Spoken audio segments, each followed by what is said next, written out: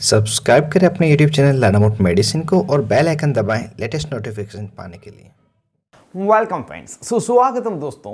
क्या आपके या आपके किसी जानने वाले को कंधे में इतना दर्द है कि हाथ ऊपर उठाना या पीछे ले जाना मुश्किल हो गया है?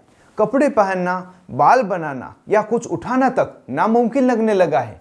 तो सावधान रहिए, ये कोई साधारण दर्द नहीं बल्कि फ्रोजन शोल्डर बीमारी का संकेत हो सकता है। आज इस वीडियो में हम समझेंगे कि फ्रोजन शोल्डर आखिर होता क्या है, क्यों होता है, इसके लक्षण क्या है, इलाज कैसे किया जाता है, कौन सी दवाइयाँ दी जाती है, कितने समय में ठीक होता है और किन किन बातों का ध्यान रखना जरूरी है। तो चलिए दोस्तों, एक एक करके सब कुछ आसान भाषा में समझते हैं।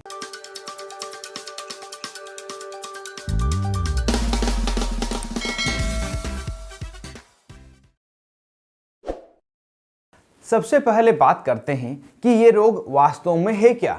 फ्रोजन शोल्डर, जिसे एडेसिव कैप्सुलाइटिस भी कहा जाता है, कंधे के जोड़ की ऐसी स्थिति है जिसमें कंधे की मूवमेंट बहुत सीमित हो जाती है। कंधे के जोड़ के चारों ओर एक झिल्ली होती है जिसे कैप्सूल कहा जाता है। जब इस कैप्सूल में सूजन और मोटापन आ जाता है तो अंदर स्कार टिश्यू बनने लगते हैं। धीरे धीरे कंधा जाम होने लगता है और उसे हिलाना बेहद दर्दनाक हो जाता है। इसलिए इसे फ्रोजन शोल्डर यानी जमा हुआ कंधा भी कहा जाता है। अब सवाल उठता है, ऐसा क्यों होता है? आइए इसके कारण को एक एक करके जान लेते हैं।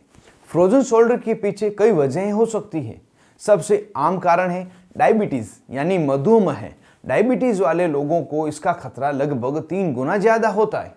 इसके अलावा अगर किसी को कंधे की चोट लगी हो या सर्जरी के बाद में हाथ लंबे समय तक न हिला पाया हो या किसी व्यक्ति को थायराइड की समस्या हो या किसी कारणवश लंबे समय तक बेड रेस्ट में रहना पड़े तो भी कंधा जाम होने लगता है। कुछ मामलों में कोई कारण नहीं भी मिले तो उसे आइडियोपैथिक फ्रोजन शोल्डर कहा जाता है। अब जब हमने इसके कारण समझ लिए हैं तो जानते हैं कि शरीर में कौन से संकेत बताते हैं कि आपको यह समस्या हो रही है। फ्रोजन शोल्डर धीरे धीरे बढ़ता है, यह अचानक नहीं बढ़ता। यह 3 चरणों में विकसित होता है। पहला चरण फ्रीजिंग स्टेज, इसमें दर्द धीरे धीरे बढ़ता है, खासकर रात के समय। हाथ ऊपर उठाने या पीछे ले जाने में तेज दर्द होता है। दूसरा चरण फ्रोजन स्टेज, यहाँ दर्द थोड़ा कम हो सकता है लेकिन शोल्डर की मूवमेंट बहुत ही सीमित हो जाती है। कपड़े पहनना, सिर खुजाना या कुछ पकड़ना मुश्किल हो जाता है। तीसरा चरण थॉविंग स्टेज, इस चरण में स्टिफनेस कम होने लगती है और कंधा धीरे धीरे फिर से हिलने लगता है, लेकिन यह प्रक्रिया कई महीनों तक चल सकती है। अब अगर आप सोच रहे हैं कि इसका इलाज कैसे किया जाए तो इसे भी हम यहाँ पे समझ लेते हैं। फ्रोजन शोल्डर का इलाज एक दिन या एक हफ्ते में नहीं होता, इसमें धैर्य और नियमितता दोनों ही जरूरत है। इलाज के 3 मुख्य हिस्से हैं जिसमें दवाइयाँ, फिजियोथेरेपी और कुछ मामलों में इंजेक्शन या सर्जरी भी होती है। पहला हिस्सा दर्द कम करने की दवाइयाँ। डॉक्टर शुरुआत में दर्द और सूजन कम करने के लिए NSAID non steroidal anti inflammatory drugs देते हैं, जिसमें सिंगल साल्ट जैसे आइबुप्रोफेन, डाइक्लोफिनेक, एसिक्लोफिनेक, इटोरिकोक्सिब आदि है और कॉम्बिनेशन में डाइक्लोफिनेक तथा पैरासीटामोल का कॉम्बिनेशन, एसिक्लोफिनेक तथा पैरासीटामोल का कॉम्बिनेशन प्रमुख है। इसे दिन में 2 से 3 बार तक आवश्यकता के अनुसार डॉक्टर द्वारा दी जाती है। अगर सूजन ज़्यादा हो तो स्टेरॉइड टेबलेट जैसे प्रेडनिसोलोन या डेक्सामेथासोन या इंजेक्शन जैसे ट्राइएम्सिनोलोन इंजेक्शन सीधे कंधे के अंदर अनुभवी डॉक्टर से लगाने की सलाह दी जा सकती है। कभी कभी मसल रिलैक्सेंट भी जैसे थायोकोल्सिकोसाइड भी दी जाती है ताकि स्टिफनेस कम हो सके, जिसमें इटोरिकोक्सिब तथा थायोकोल्सिकोसाइड कॉम्बिनेशन की टेबलेट प्रमुख है। इसे दिन में 2 बार तक लेने के लिए कहा जाता है, लेकिन ध्यान रखें ये सारी दवाइयाँ और इंजेक्शन सिर्फ डॉक्टर की सलाह पर ही लेनी चाहिए। दूसरा हिस्सा है फिजियोथेरेपी। यह सबसे महत्वपूर्ण है। फ्रोजन शोल्डर में असली सुधार एक्सरसाइज से ही आता है।